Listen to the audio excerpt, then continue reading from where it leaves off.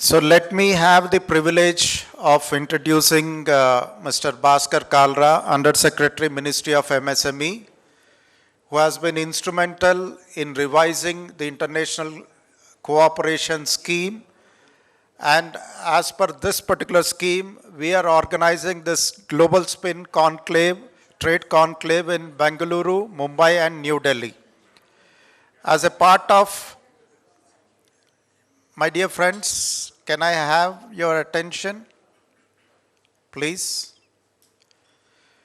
So there is a brief presentation by our colleague from the ministry, Mr. Bhaskar Kalra, on the Ministry of MSME schemes. So you'll be understanding what are the schemes of Ministry of MSME and how best are these schemes and how they are helping the MSMEs in the entire country. So let me take the privilege and welcome Mr. Bhaskar Kalraji for making the presentation. Sir, welcome, sir. Thank you. Thank you, Mr. Reddy. Well, I'm here to explain about the schemes being implemented by the ministry. I will not take much time of you. Ministry of MSME is working for promotion and development of MSMEs in the country.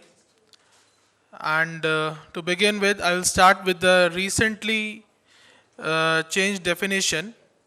Now we have a new definition for MSMEs in the country, and we have added turnover to the pre-existing criteria of plant and machinery.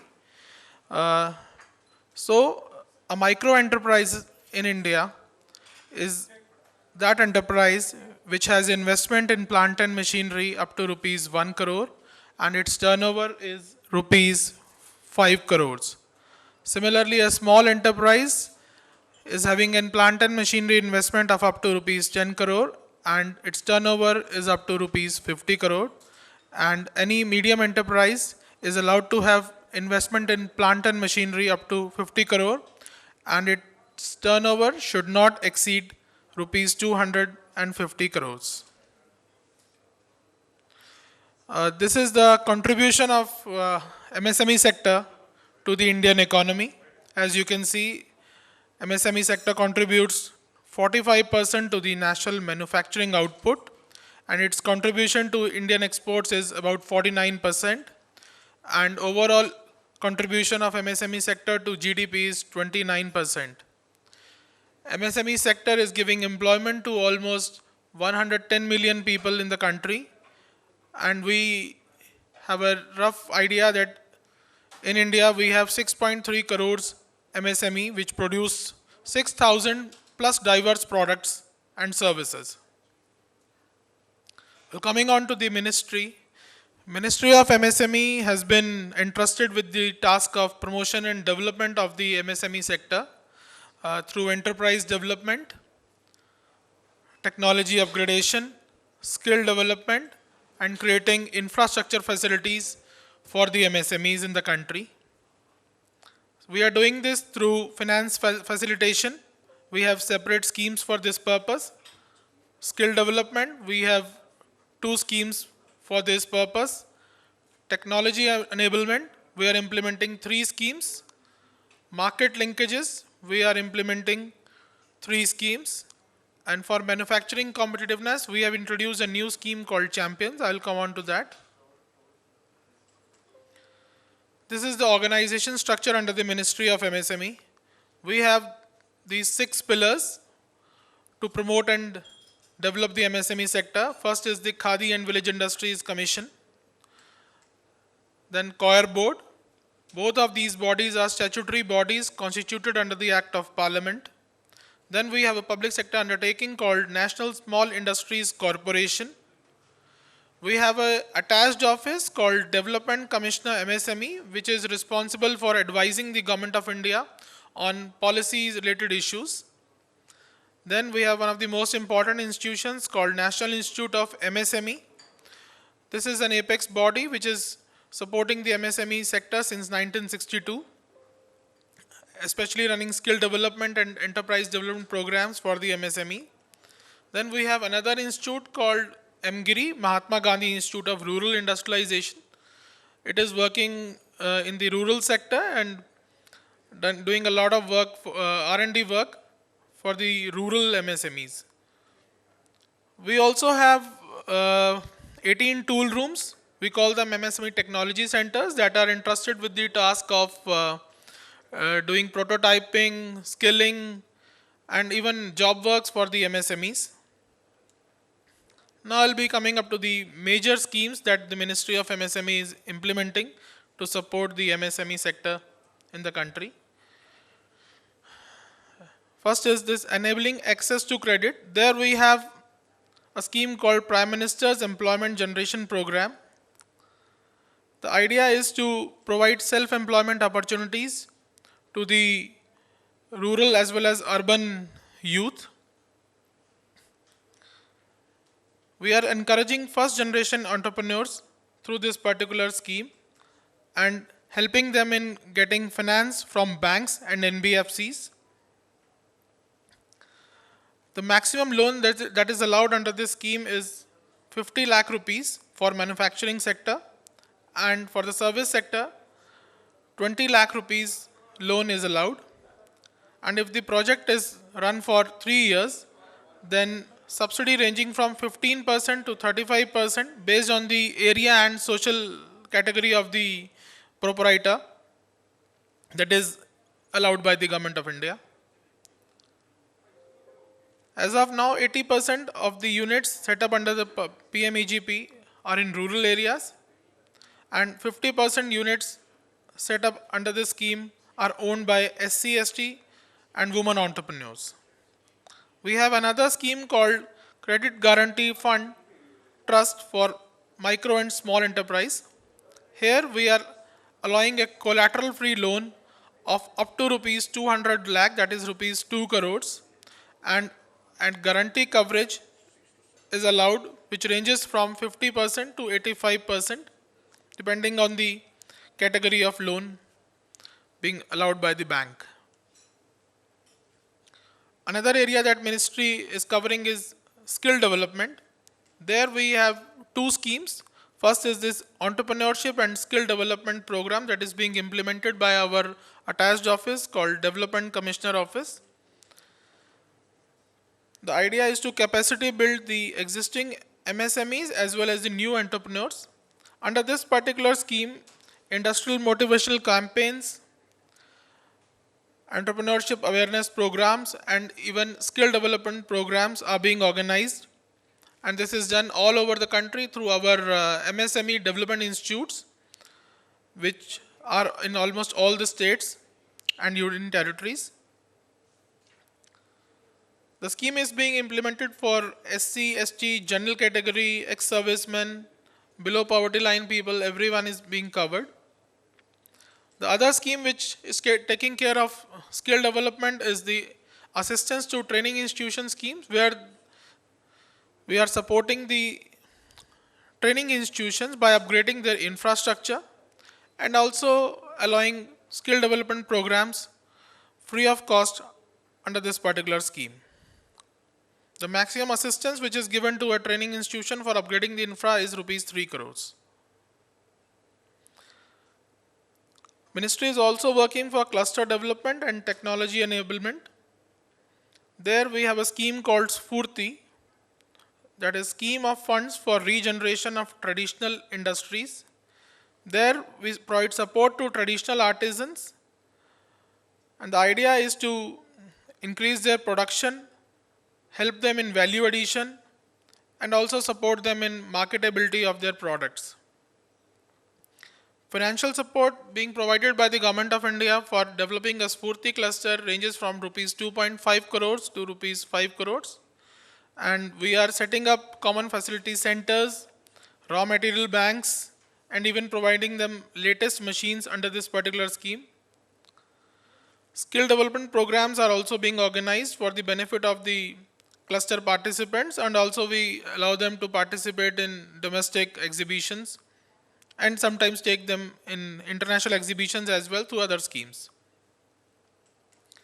Another scheme that is helping the rural MSMEs is the Aspire scheme, that is a scheme for promotion of innovation, rural industries and entrepreneurship. There we are allowing setting up of livelihood business incubators to impart hands-on training to the micro units, and a funding of rupees 1 crore is allowed to set up the livelihood business incubators and technology business incubators.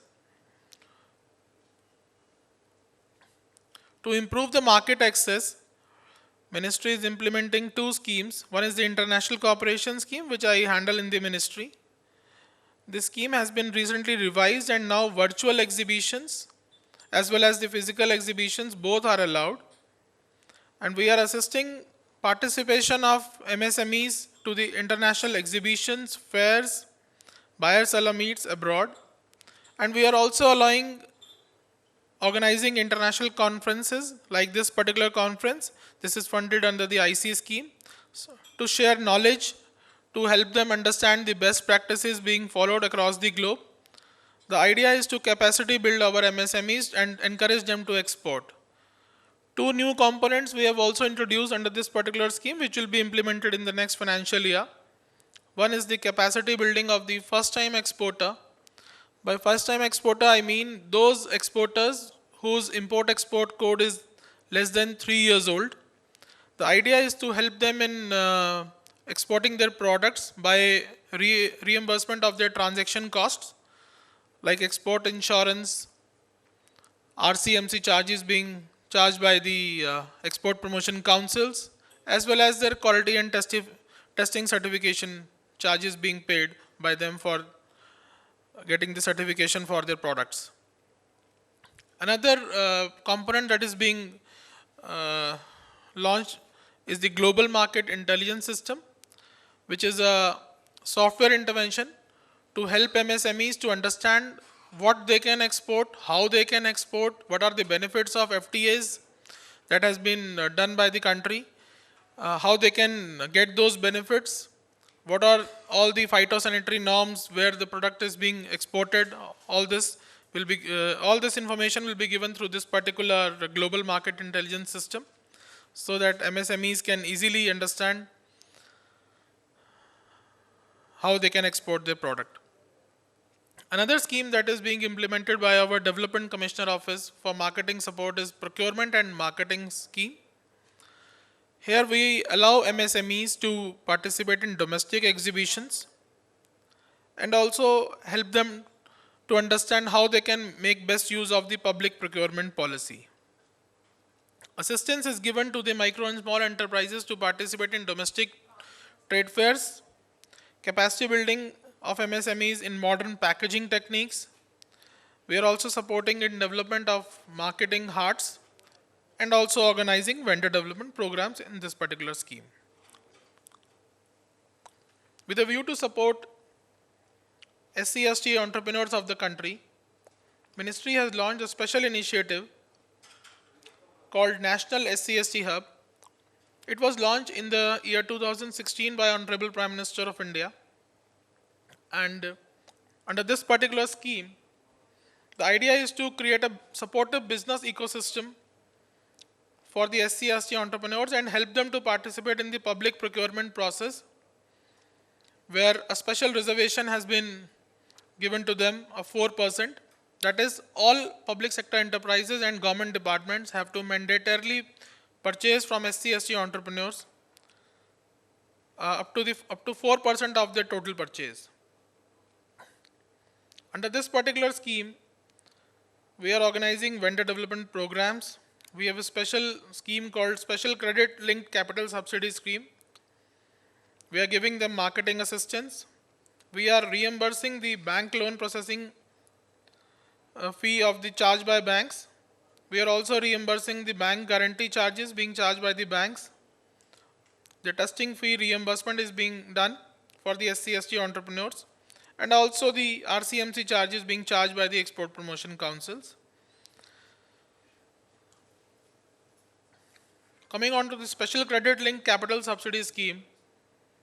In this particular scheme, if a bank allows a loan of rupees 1 crore for purchase of plant and machinery and equipment to an SC/ST entrepreneur, a subsidy of 25% is allowed to the SC/ST entrepreneur if that particular plant and machinery and equipment is used for a period of 3 years and beyond. Ministry has also taken various measures for the ease of doing business purposes. The first is the MSME registration process has been simplified, and we call it Udyam registration. A new portal was launched in the year 2020 when the definition of MSMEs was also revised. Under this system, by simply filling a one-page form, one can register its enterprise. The process is totally free of cost, paperless, and one can do it online.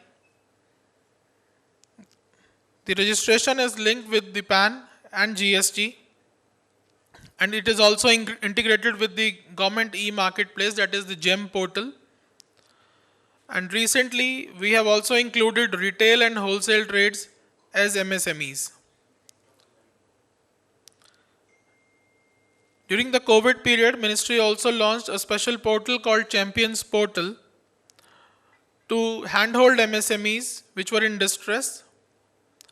And now any grievance of MSME is redressed within a span of 15 days, and MSMEs are encouraged to lodge their grievances on this particular portal, and it automatically sends the grievance to the concerned officer in the ministry or its attached office. We have another portal called MSME Sambandh. This portal was launched to monitor the effective implementation of the public procurement policy. This portal tracks the procurement made by the central PSEs from the MSMEs, including the SC/ST entrepreneurs. Next is the GEM portal. This portal has been floated by Department of Commerce, and Ministry is supporting this portal since public procurement policy is very important for implementation of this portal as well, since Government of India has now allowed purchase of all equipments and services and products through GEM portal only. So we are helping the SC/ST entrepreneurs as well as the general category entrepreneurs to onboard on this portal, and special single window system for aggregating demands and ordering has been created for the use of MSMEs. Then we have another portal called MSME Samadhan, which has been launched to help MSMEs in getting their payments. Suppose if payment is delayed for more than 45 days, then a particular MSME can lodge this grievance on this portal, and it automatically gets transferred to the concerned facilitation council, and also it is noticed by the concerned ministry or department that the CPSE under the control of that particular ministry or department is not making payments to the MSME. In this way, we are monitoring the payments of MSMEs and helping them getting the payments in time. Ministry has recently introduced a scheme called Champion Scheme, which is basically for improving the competitiveness of the MSMEs. This scheme has three components. First is the Z scheme, another is the Lean scheme, and third is the recently launched Incubation, Design, IPR, and Digital scheme. Through this particular Champion scheme, we are helping MSMEs to increase their competitiveness and supporting them to sell their products not only in the Indian market but abroad also. Fund of funds. Ministry has created a Self-Reliant India Fund which is being implemented by NSIC. The total value of this corpus fund is rupees 10,000 crores, and it will be operated through mother and multiple daughter funds. The idea is to provide equity and quasi-equity support to the MSMEs. tool rooms and technical institutions. Ministry of MSME, as I told you earlier also, that we are implementing, we have set up 18 tool rooms all across the country, and 20 more tool rooms are also coming up very soon in the hub and spoke model with their 100 extension centers. The idea is to reach out to all MSMEs in the country and help them in designing of their products and prototyping and any R&D work, or giving them exposure to latest technologies, creating skilled manpower. So the idea is to create a business ecosystem for the MSMEs through these tool rooms.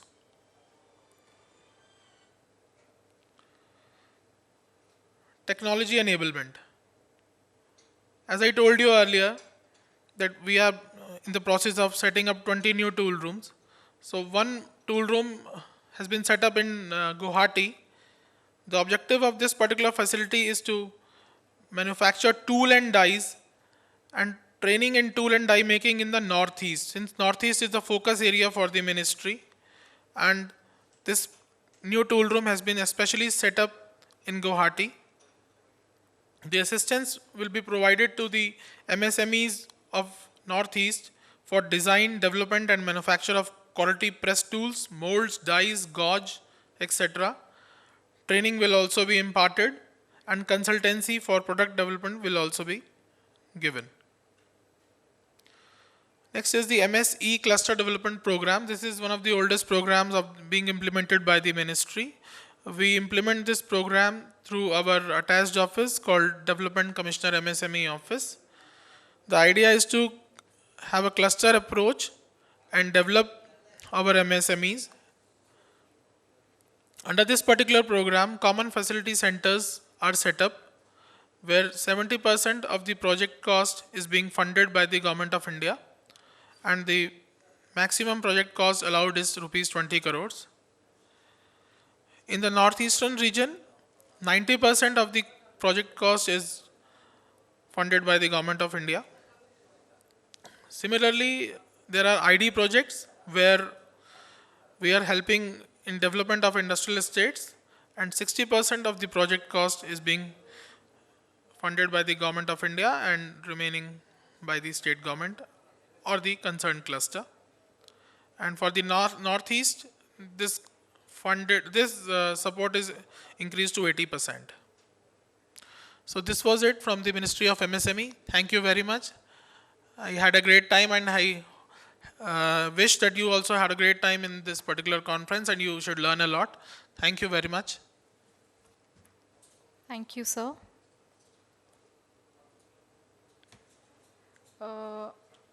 I would like to start the panel discussion. I would like to invite people for panel discussion for technology in interventions in textile.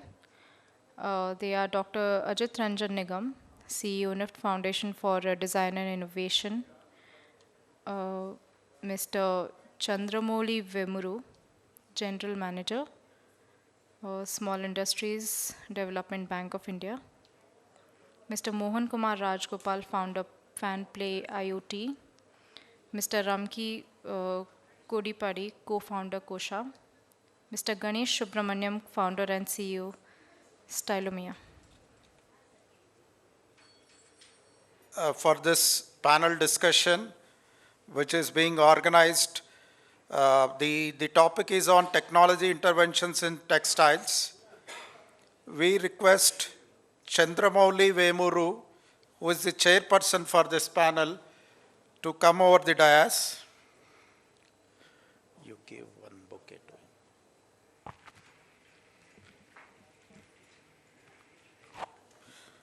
Thank you, sir, for accepting our invitation. We are indeed elated by your presence. We have Mr. Mohan Kumar Rajagopal, founder FanPlayot. Do we have? Yeah, sir, please. We have Ramki Kodipadi, co-founder Kosha. We have Mr. Ganesh Subramanian, founder and CEO, Stelumia here. We call upon the moderator, Dr. Ajit Kumar Nigam, CEO, NIFT Foundation for Design and Incubation.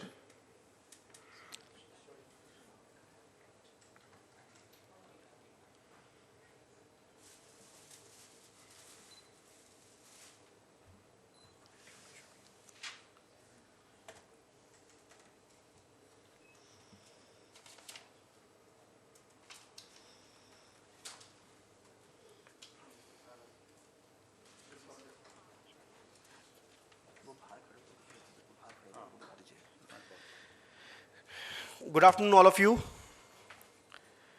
I am very much thankful to our speakers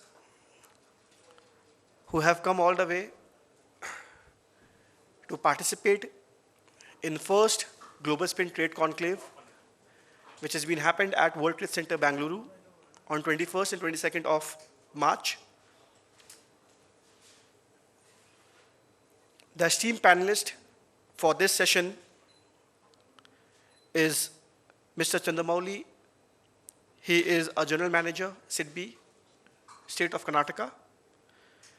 We have with us our esteemed speaker, Mr. Mohan Kumar Rajgopal, founder, FanPlayOut. We have Mr. Ramki Kodipadi, the co-founder of Kosha. He has a very unique technology which he'll be sharing with you all. I have seen his presentation, known him for past an year or so.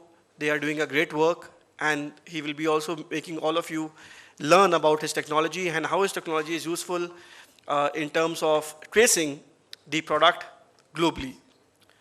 And then we have with us Mr. Ganesh Subramaniam. He is a founder and CEO, Stelumia. He is with us. Thank you so much. And we have our moderator, Dr. Ajit Nigam, who would be joining us shortly. And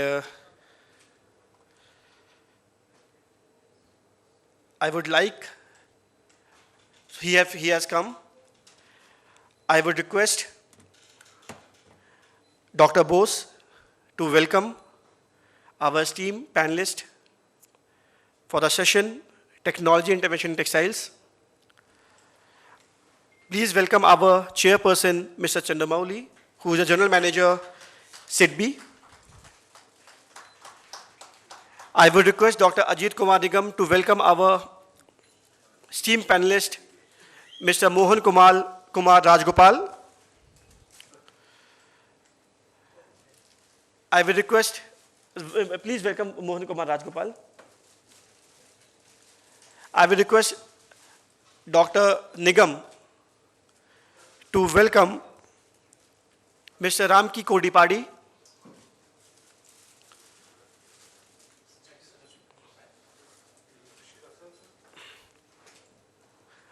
I will request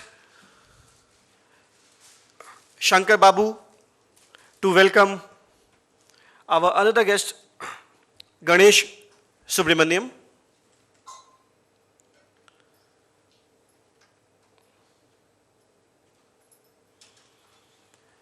Mr. Babu is from CWCCI. He has been a great help for us to organize this event in Bangalore. I am Yash Arya. I am a founder and CEO of I Am Khadi Foundation. And the purpose of us coming over to your city, Bangalore, in the state of Karnataka, is to do some skill development projects where we are determined to empower, enable, and engage with thousands of micro entrepreneurs, provide them with the micro lending, which is microfinance, and then further helping them to connect with the both local, domestic, and global market.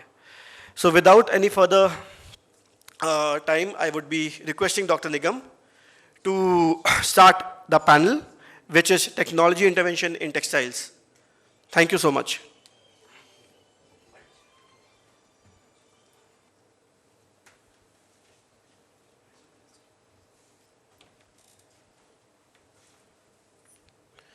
Mike.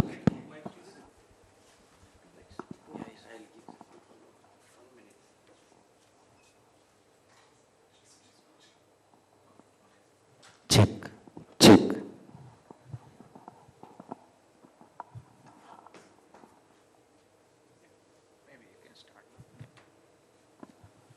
Good afternoon. Welcome to this panel. Extremely glad to have all of you here. And we're going to talk about technology. And what a place to talk about. Bangalore and technology. They go hand in hand. And so there are a lot of things which have happened in the textile sector. For example, you have smart fabrics which have come in. You have technical textiles which are there on ground. You have multiple communication tools embedded into the fabric also. We could also use technology to enhance incomes across the value chain. Now you have this triangulation of IoT, artificial intelligence and blockchain coming together.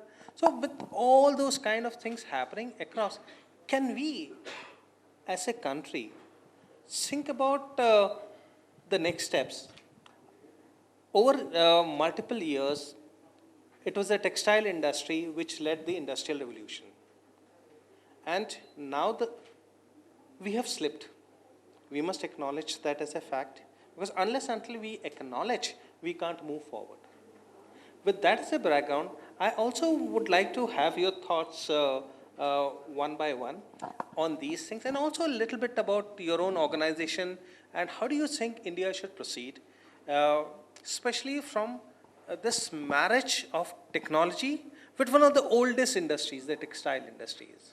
Bangalore, a lot of work has happened on the technology in multiple fields.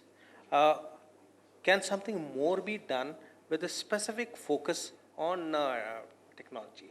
With this thought, I will give it to you and would like you to speak on this. Thank you. Good afternoon, everyone. My name is Ganesh Subramanian, founder and CEO of Stylumia. We are a AI-enabled platform for fashion industry, not just in India, globally, to take informed decisions. So that we are like, you go to an investment company, you put your money, somebody can tell you that where will you get the maximum return. We do that for fashion industry. People come to us, brands and retailers globally come to us to find out what are the winning consumer trends. Now, how is it related to textile industry in general? I just want to give you, just a very quick background about myself. I've been in the fashion lifestyle industry for over 20 years. My last stint was with Myntra as the Chief Operating Officer. Before that, I worked with PVH, VF Corporation, Walmart, and Reliance Retail. Now, quickly, just some statistics in this industry globally, right? 150 billion products or garments are made every year, annually in the world. Out of that, 50 billion garments go to landfill every year. Phenomenal amount. And we all know, right, fashion is number 2 after oil in terms of carbon footprint. For huge amount of wastage, 1 out of 2 products made in fashion, consumers don't like. Right now, how am I relating this to the industry? And textile is at the far end of the value chain, right? While a lot of brands take the decision, finally place the order in fabric. Now the question here is, and also the textile industry is also constantly giving ideas to fashion industry, saying that, these are the kind of fabrics, these are the kind of products that we have. This is our own innovation. And brands also adopt from the industry. So the role that we play is, how do we ensure that you're making product which customers want? When I say consumers want. When consumers want, brand wants, you will get orders. And you are making products which will not go to landfill. I think everybody has a role to play. While there is a lot talked about today about sustainable materials, right? Embedding technology. But what is very less, the elephant in the room is, if I just tell you that 1 out of every 2 products made in this industry, consumers reject. That's why you see so much of discount. You go to this mall, you will see so much of discount. Why? Because a lot of products made by the industry, consumers don't like. How do we minimize the error? Now, if you use intelligence, then the chances that your business will grow significantly is very, very high. So I want to leave at that and say it is just not about material, it's about intelligence. I think the future is one on intelligence, not on absolute material. Those who are good on intelligence will actually win. When I say win is business will increase, planet will benefit, right? And everybody in the chain will benefit. So, thank you so much. You are taking it to the UN Sustainable Development Goals, and I'm sure India can play a part there, and we contribute in building a greener planet. And so let's understand your thoughts on these. Good afternoon. Thank you. I'm Chandramouli from Small Industries Development Bank of India. SIDBI is an apex financial institution for MSMEs in India, which promotes finance and develops MSME ecosystem.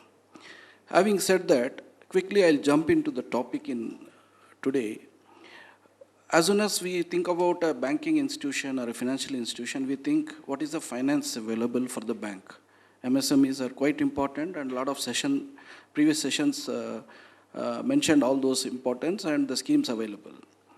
From the financing angle, I'm telling we from the banking world or financial institution world, we want to see a lot of changes happen in our MSME ecosystem, not only by way of finance.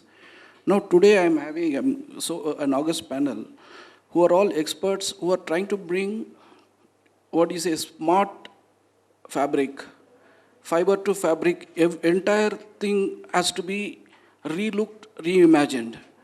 We are ready to finance all these things.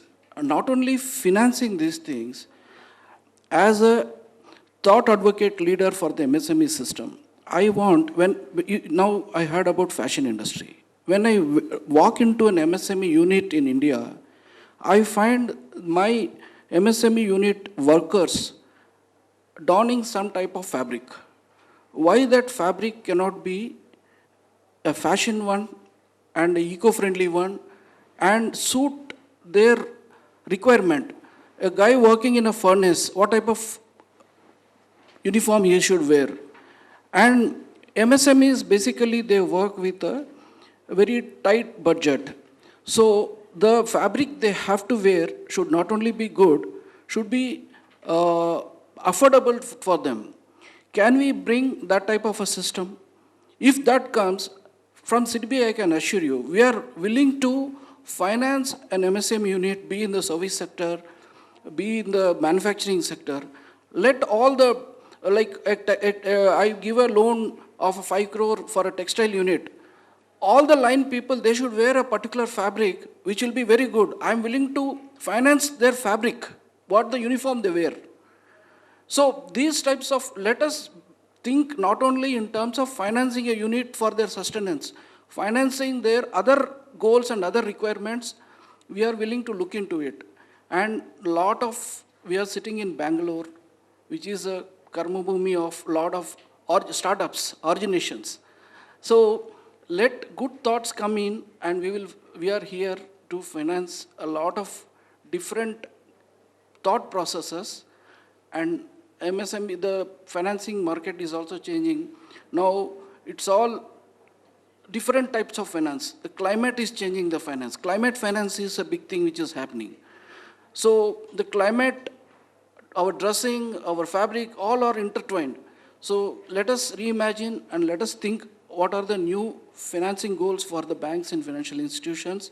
And we are here to fund the next generation requirements. Thank you. Very interesting, sir. You talked about financing the next generation of technology in the fashion and textile. And whenever we are looking at next generation, things which have not happened, there is a risk element. And it may work, it may not work. So what is SIDBI doing to look at this mitigation of risk with early entrepreneurs? They want to do things, but there's a risk involved. And SIDBI is a large organization. So we would like to understand from you, what are your thoughts on that? See, the financing space is a very interesting and complicated one. So, if you see enterprise life cycle, it goes something like this. There's a startup period and there is a down period and it makes a lot of revenue. We know the startup or entrepreneurship life cycle. We understand the space. Depending upon that, risk mitigants we will incorporate. Now, SIDBI as an organization, we have come with other, there are two types of investments possible. Everybody knows. One is as an investor, one is as a debt provider, loan provider. So, for loan, SIDBI has come with innovative guarantee schemes, credit guarantee. There is no collateral asked, simply loan will be given not only by SIDBI, by entire ecosystem. You go to any bank, they will give you, they can give you under CGTMS scheme up to 2 crores without any collateral. So these are all the interventions we are trying to do. But on the investment space, the MSME department also is doing in SIDBI. There is fund of funds and a lot of angel investors and venture capitalists who have to be pushed into this space. Now, there are investments which are coming with thematic goals. They are telling wellness investment. Somebody is coming with aspirational investment. There can be as a textile specific, technical textile investment.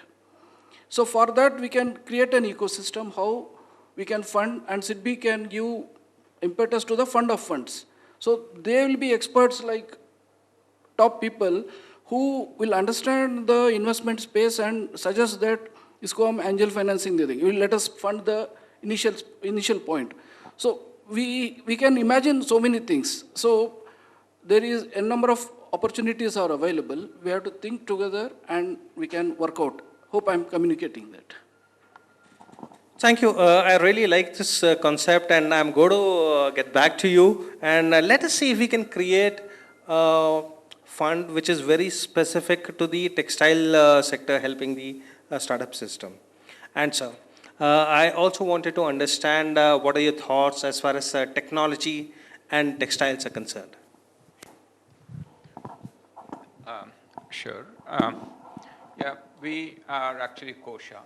We are a startup who are trying to differentiate the handloom sector. Okay, I'm not talking for the bigger textile market. Specifically, handloom sector, we are trying to get a differentiation both in India as well as in the international markets by providing the traceability, by providing the authenticity, as well as the sustainability, all that information to the end consumer. That's what we are trying to build, a information kind of highway from the fabric till the consumer. And this is actually done for the handloom, and that's where the challenge lies. If you look at the source, the origin, these handloom products, they are made in the remote locations. For example, Ladakh, they make the pashmina shawls and wools and so on, right? So you don't have the access to the technology, you don't have a good internet bandwidth, or maybe people are not educated enough, or maybe not tech savvy. Many of them don't have the smartphone. So those are the kind of challenges we are trying to get and create a differentiation. And we want to actually create that differentiation, make it more like, Italy is famous for leather because it's man-made. Same thing with, the automobile made in Europe, whatever, Germany or Italy and so on. That's the kind of differentiation we want to create. At the same time, we know, and I'm relatively new in this sector, the handloom sector, but I'm learning a lot of these things. Last 1.5 years, I have partnered with 2 of my colleagues who are from the sector, and they've been in the sector for some 15 years. They know the challenges very well. It is very, very interesting, but at the same time, what we have found is the solutions do work as long as you are focused on the execution. Show that it works, and others will follow. That is what has been our experience so far. The kind of solution we have a small IoT device that sits on the origin or the loom, and that tells a connected cloud platform that, it sends a signature, more like a signal or whatever, to the cloud platform that this is really handmade, by looking at the movement of the loom and so on. And that actually is not just that, it is the location, it is the person who makes that particular product. Everything is authenticated and it is made available.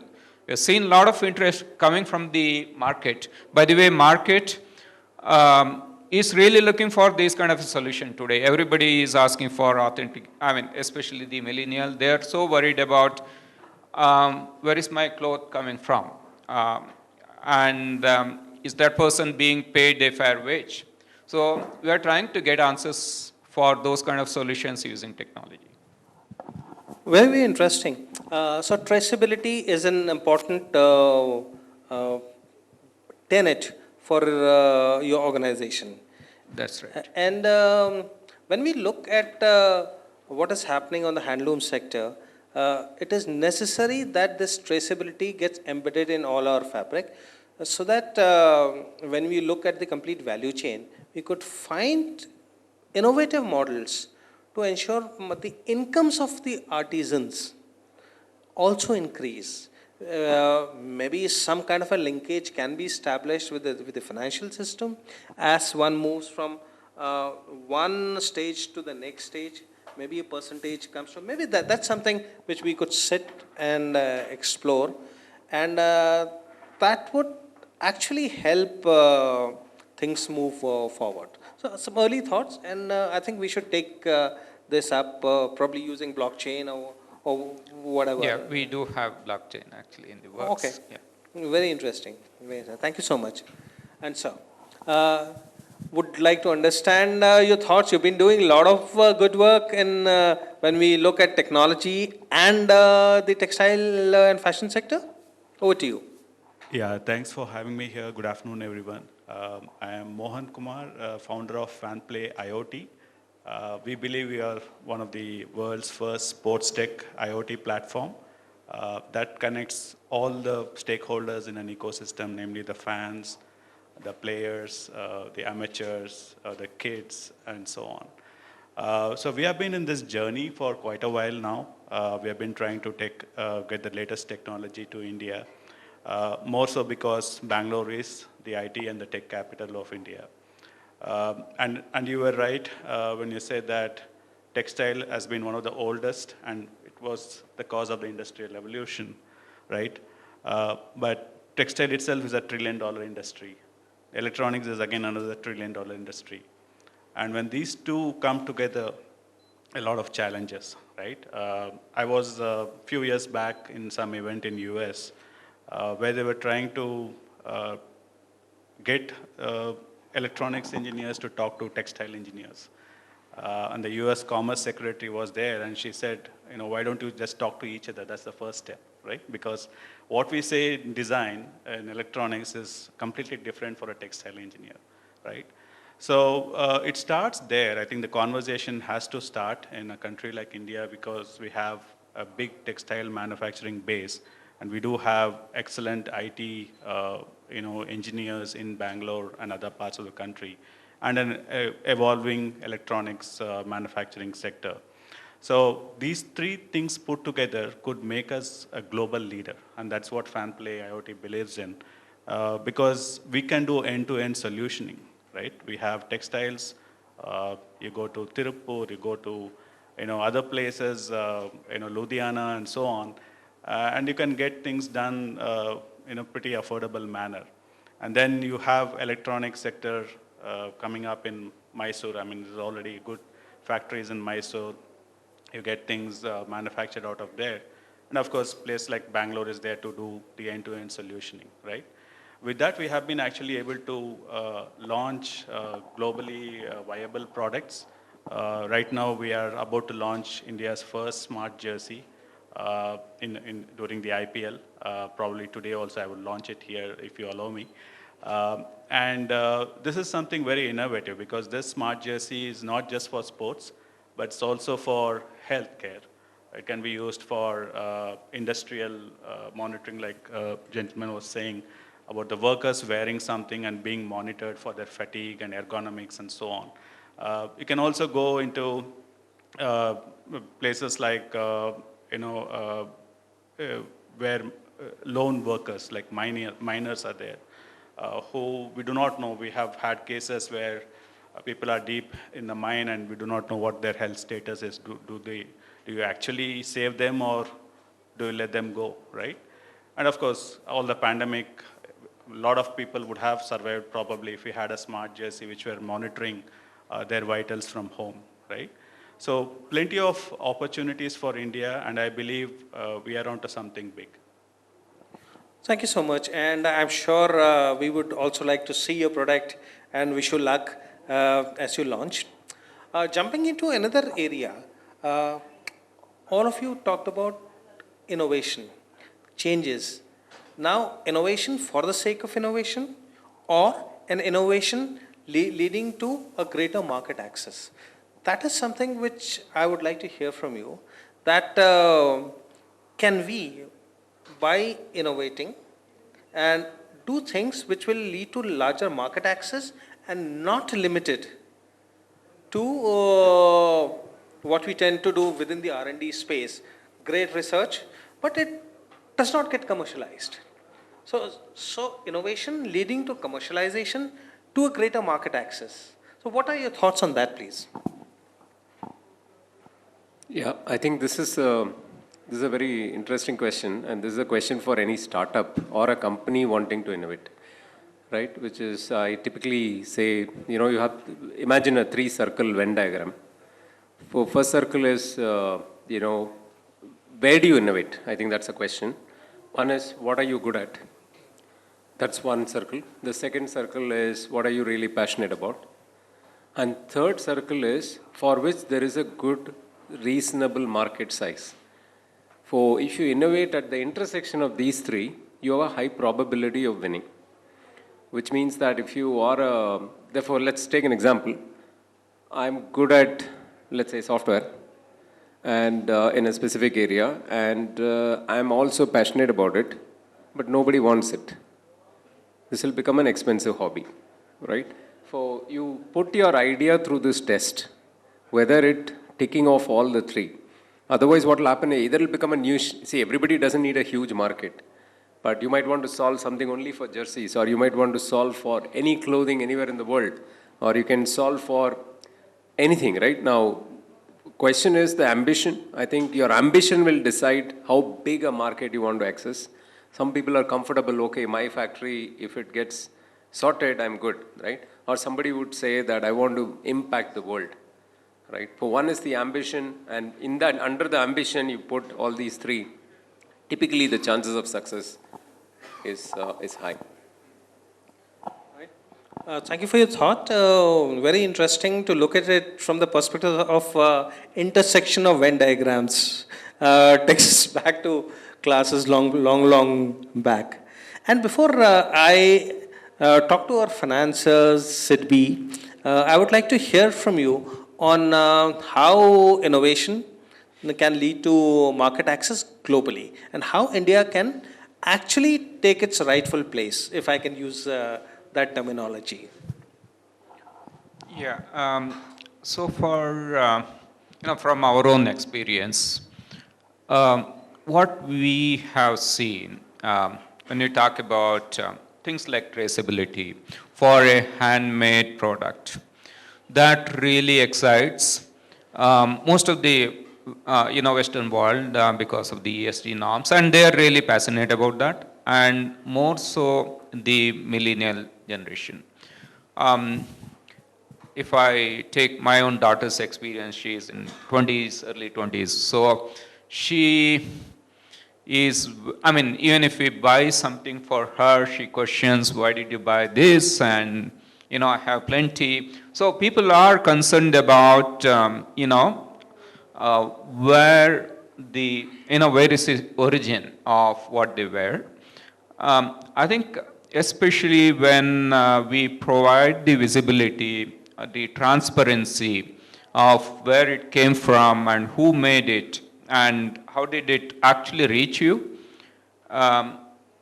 I think that information is really, we have done some of this, pilot experiments, and it has been really exciting, everyone. And especially on the premium market, people, if I'm paying something, like 20,000 rupees for a good sari, and if I just provide some additional information on who was the weaver and where was it made, I don't think people are actually worried about paying maybe 2,000 and 10% more for the same product. And I think definitely that whatever 20,000 rupees part of that can actually reach to the weaver. And actually, some of the, we don't sell our products directly to the weavers. But then there are these either brands or the cooperatives. They are actually willing to pass on that, benefit to the weaver. And I think certainly the access to the market for the end, the weaver, definitely we have seen that increasing because of the product. And we also want to kind of expand this product just beyond the handloom. We are actually looking at even the handmade products. It could be rugs or it could be any, it could be toys. Looking at, a critical mass and trying to develop product around that as well. Assuming that that will also kind of get better income level for the people who produce those. Right, so you have a greater hope from the generation next as against generation of my age. We were the ones who spoiled a lot of things. I'm also from that. No, I actually, of late, I think the questions that we get from the next generation make us to think about that too. Now, if you look at our generation, probably even the previous one, we've been always, more consumeristic and always look at, okay, let me buy something cheap and maybe more. So I think it's probably changing, and that's my personal experience, sir. Yeah.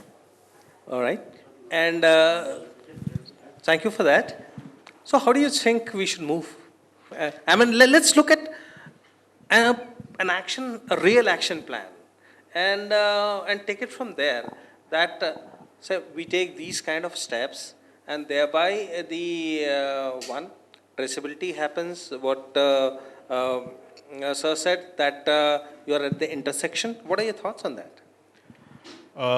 So I believe innovation is the engine of your economy, right? I mean, today's innovation might not look commercializable, right? But world over, and history has proven many times that if you have an innovation engine running, well supported by all the stakeholders in the system, you will find a commercial value, maybe not in 5 years, maybe in 10 years' time. Classic example is, your shampoo. When Hindustan Liver sold shampoo, 200 ml bottles, nobody bought it.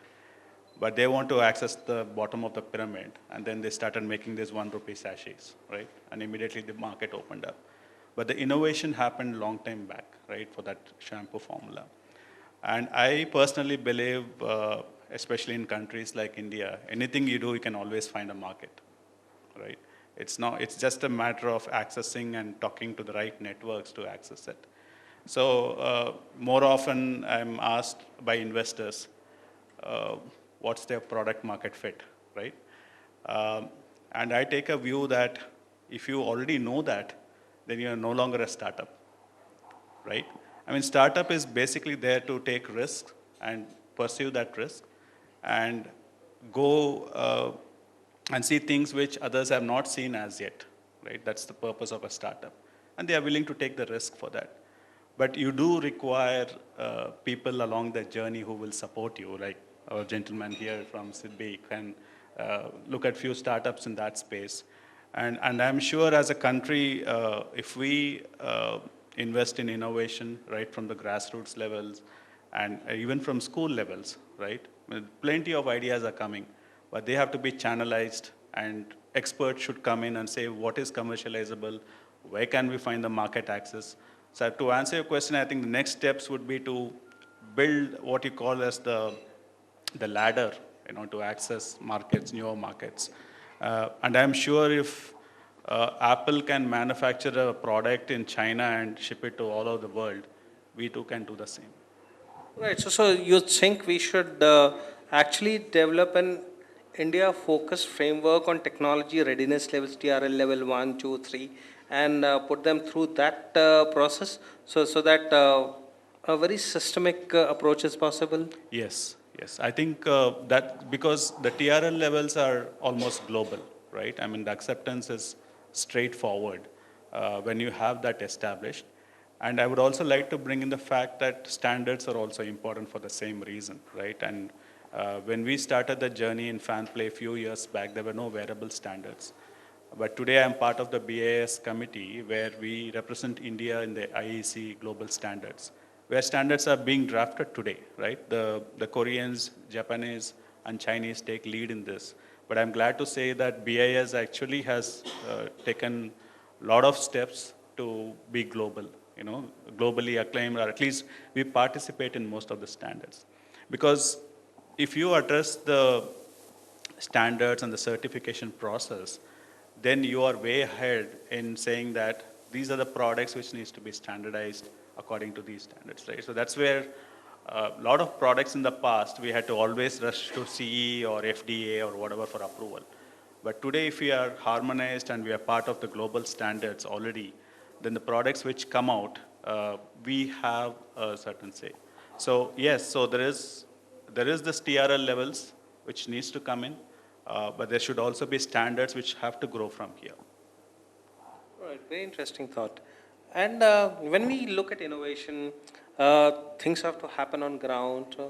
They need money.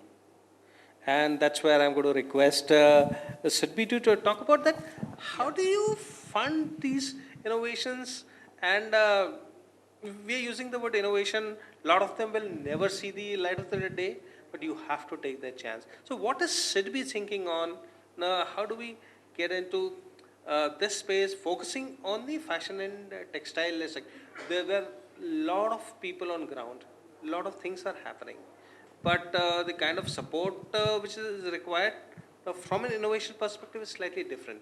Because today, if you walk into a financial organization, it says you are doing things related to fashion and textiles. Okay, balance sheet allowed, do this, take this, take this. But that will not really lead to change. That is standard. Okay. So and when my panelists here are talking of things which have not been done, there is a risk. So how would Sidbi look at it? See, the banking space or lending space is changing because the market is demanding different. Banks cannot operate in the way they had done. Sidbi, we are changing.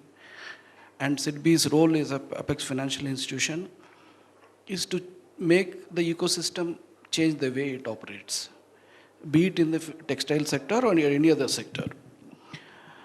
Now, funding these startups is one separate aspect. But the other side, the implementation of an IoT technology or a better technology is an imperative, be it in Tirupur, be it in Surat, be it in any cluster, textile cluster. Now, as much as an MSME unit or a large unit wants to adopt a good technology, the validation of that equally is from the institution. I'm not telling about those financial institutions which are very bookish or something. Now, from my loan is going to a particular unit which wants to take a 5 crore or 10 crore loan, which involves adaptation of a huge technology. The MSME unit who is utilizing that has to equally convince me to finance that. So to that extent, I am also a recipient. You have to convince a banker indirectly, a recipient of the technology. Now, what are the goals, objectives for the MSMEs? And we as a MSME development institution, we want to develop the ecospace itself. There are two goals as far as MSME, Sidbi is, we are looking at. One is, what is the implementation of a good technology, either in the looms or whatever it is, or in the fabric, whether it will make their balance sheet size from X to 5X or 6X or 10X level, whether they can export from X to 5X level, 6X level, whether this results in that, or whether it improves their bottom line. Like now, if I'm using a renewable energy technology, it will improve their bottom line. It may not increase the top line. So whatever technologies, if a startup comes, if it is directly to the consumer customer, that's one thing. If it is B2B and that B2B is coming for a loan, how this technology will improve that? That is one angle which we look into. Number two is, you rightly told, how to ameliorate the living conditions of the MSME units. Now there are a lot of government units, there are a lot of clusters, their lifestyles have to be improved. We want to improve the lifestyles by various types of interventions. Textile is a very important aspect. We want to fund, we want to intervene in those areas to improve the, if you go to a MSME cluster or industrial space, we want it to be totally different. International means we want to bring the latest technologies. SIDBI, we want to fund all those things. We want to adopt clusters. As we can have a technical collaboration. This we will implement in a particular cluster. If a beautiful IoT technology is there, or any traceability technology, whether this results in improvement of the output, improvement of balance sheet improvement is a requirement. So, or whether the living conditions of the employees or their living societies improve by intervention of anything it does, we can fund it. Ultimately, the technology has to convince not the MSME unit themselves, the investor also.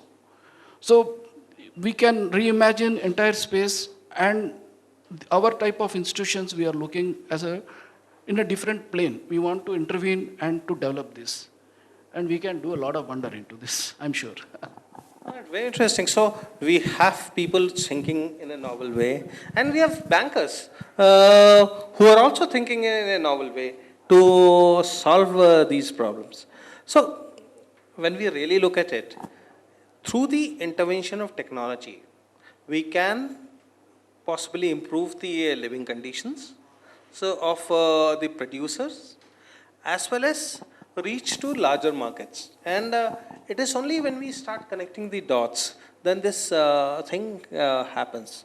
And I'm sure over lunch, and we'll have much more detailed discussion on this, because the reason of all of us coming together is to chart out an actual, realistic, actionable plan to go forward and implement. So this group could do a lot of quality work as far as this is concerned. And I'm going to open this for questions. Please ask the panelists any kind of questions, national, international, multinational, whatever. So because it is this exchange of thought really can make a major changes. Opening to questions, please. Is there anybody who wants to ask a question related to technology in this sector? It's not exactly a question. Yeah. Can you give this to a mic? It's okay. Yeah. Thank you, Sunil.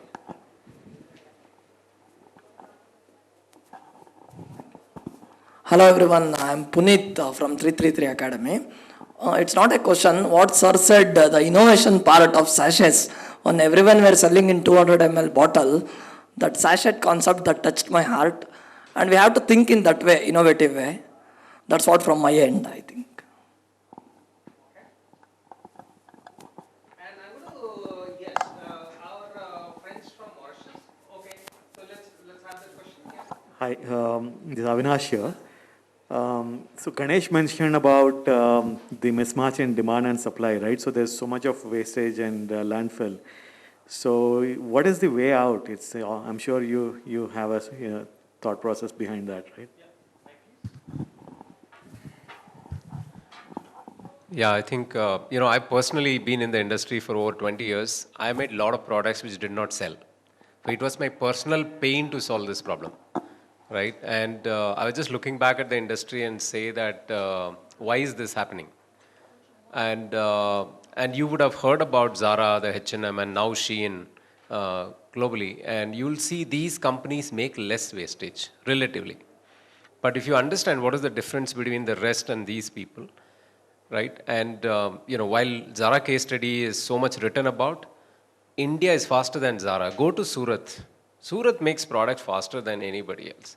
Yesterday, movie launched, right? Today is the new sari, right? We don't write about it. India is actually faster than anybody else. Now, coming back, whenever there are things between insight, when you spot a trend and you bring it fast, your waste is the least. Now, two things to minimize the wastage, right? Is when are you spotting the trend? And that trend should not be expert-led trend. The industry is working based on experts. You go and ask people, who say, I think 2024 colors will be these 3 colors. Has anybody checked how many of these colors? We have done that exercise. Many of the color forecasts are untrue. You go and really check what colors sell, not those key colors which are selling. That some of these tones don't work for India, right? Now people are copying these trends and say, oh, I will have this color palette. On what basis? Is there a science? There's no science. For what we are doing is one way to solve that problem is sensing consumer demand on a dynamic basis at a global level. We are collecting data from the internet. We are processing billions of impressions of data and coming back. Suppose you answer this this question saying that, tell me 100 dress ideas which will work in India, price point 700 to 1000 rupees. It's in 3 clicks. This information now. This information, let's say for example, you don't have this information. What do you do normally? We have a set of designers. There are forecast reports. See the forecast reports, do the Google search, listen to these people, and then they make some designs. Wait and pray that this will work, right? Instead, with so much of data and AI available today, we can crunch data at a almost near real time and come back and say what kind of products will have high probability of winning. Now that is one, right? And second, we don't solve the execution problem. For we provide the intelligence. Imagine intelligence plus a response of execution, which is all the factories, all of that we need to do. If you bring these two, you bring the supply-demand gap. The accuracy normally in the industry is 50%. We have demonstrated we can make it anywhere between to 75 to 90%. For that's the amount of waste reduction. So far we have saved over 100 million products wastage, early stages. But we see huge scope. It cannot be done by one company or one individual. It is a collective effort of understanding consumer demand and ensuring that we make the right thing. And we make that also in the right quantity. A lot of wastage is not because you spotted the right dress. You made wrong quantity. It's oversupply. For you need to solve 2 problems, which is to say the what problem and also the how much problem. For even today, AI is available. You bring this jacket.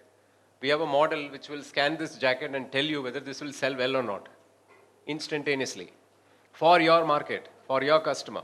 And it will give you a weightage and say this is green, amber, red. Okay, you can decide how much to place a bet. Therefore, technology is available today. The question is also adoption. How do you use all of this technology which is approachable and use that in decision making? Yeah, this is one of what, and I'm sure all the effort which is happening in sustainability, better materials, all of that are very important, right? You decision making plus materials will, and the process, recycle and all of that if you do, it'll be great. And one request, and now that you've asked about sustainability, each one of us can make a huge difference. If I ask you this question, how many products do you have in your wardrobe? If you open it right now, how many? How many will have 50 to 100? Raise your hands. 50 to 100? How many will have 25 to 50? Yeah, 50 to 100 is more than that. Typically, that's the number. I didn't ask 100 and above. So typically, there are people above 100. Now, if I ask you the next question, how many of this you frequently use? And whenever I ask this question, it will be 10 to 20%. Very close to 10%. Always, for example, my hand goes to the black and the blues. Each one of us likes some colors, right? But we are buying so much which we don't like, right? For the first step is buy only what we need. Each one of us can contribute because we are buying, brands are making. They think they have sold means there is a real demand.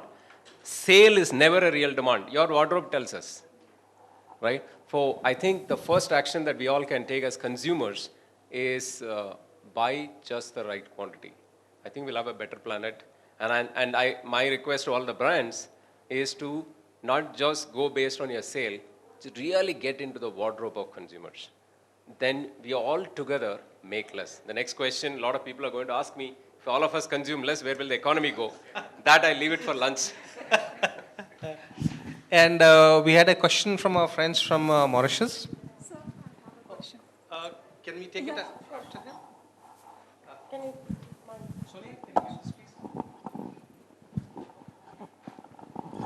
Thank you. So I very appreciate the sharing of the panel, which is of very good quality. Right? My question is, we are talking about technology intervention in the textile industry. And probably one of the major challenge in this aspect is the reskilling. Because in fact, when you see sophisticated technology are being brought in the textile industry, but somewhere the manpower, the skilling of the manpower need to be adapted to this. Otherwise, nothing will happen because everything is happen through people. So what is the plan for this skilling of the manpower in this sector? Thank you. Who would like to take that?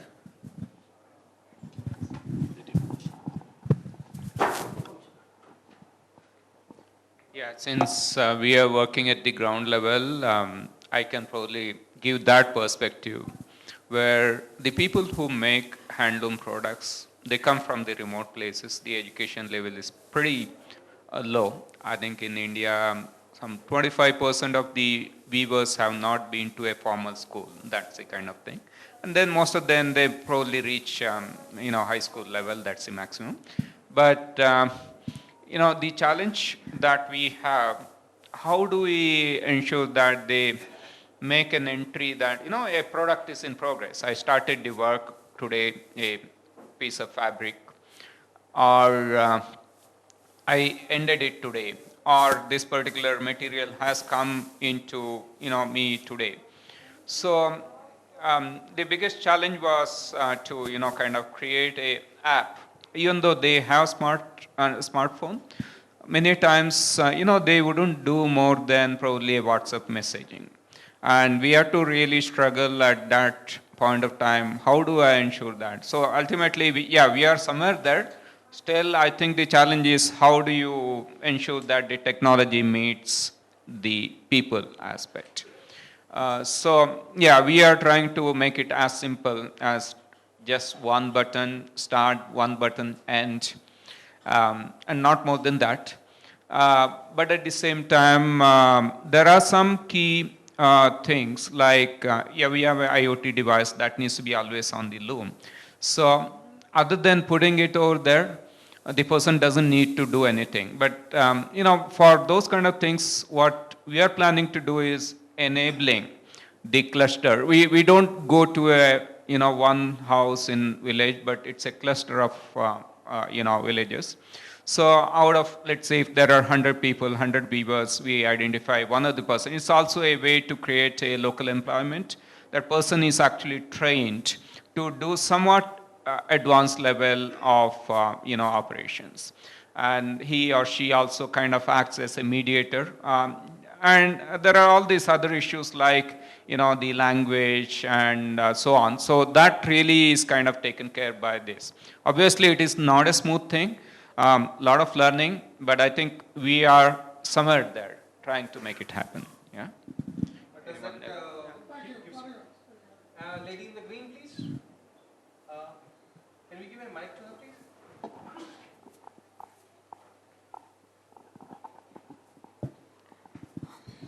Sir, my question is with the sir from. You could sit down. Yeah. From SIDBI. Sir, I just wanted to know, like, we are two partners in our startup, and I want to go with MSME, these yojnas and everything. I am open to take loans from government for our idea, but my other partner, she is not ready because she thinks that the processes are so slow, there is a lot of paperwork, they will intervene into our at every step, and we won't feel free to do whatever we are trying to do at faster pace. Is it really true?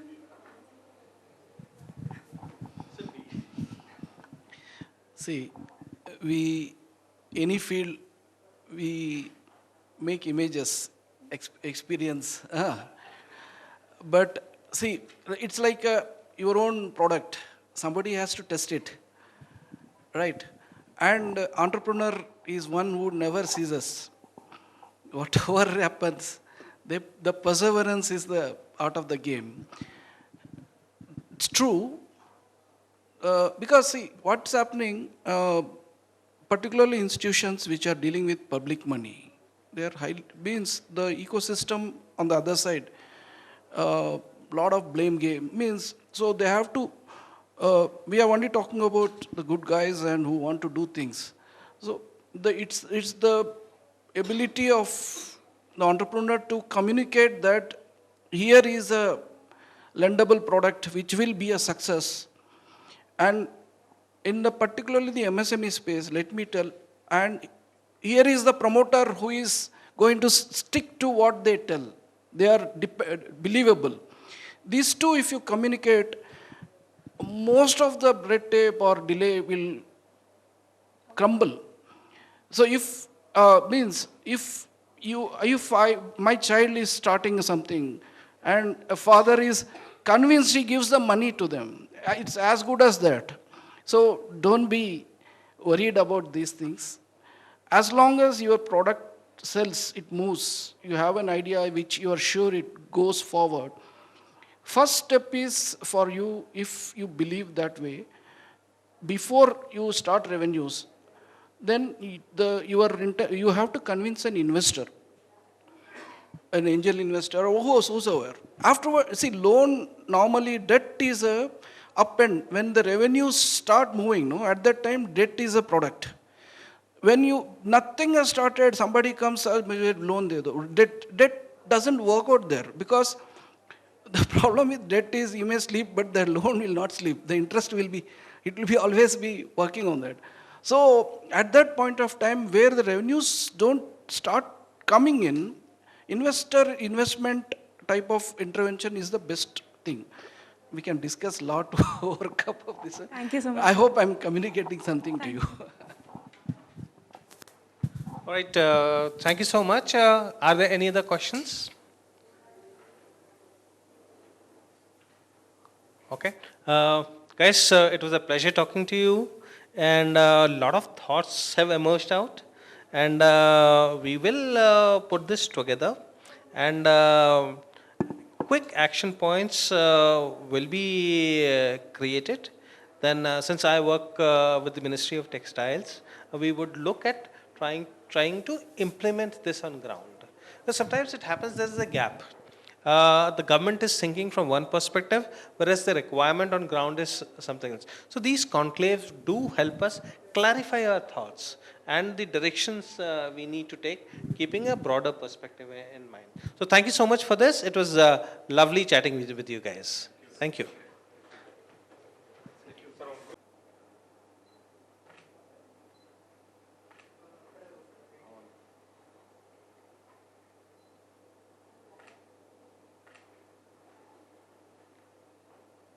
Thank you.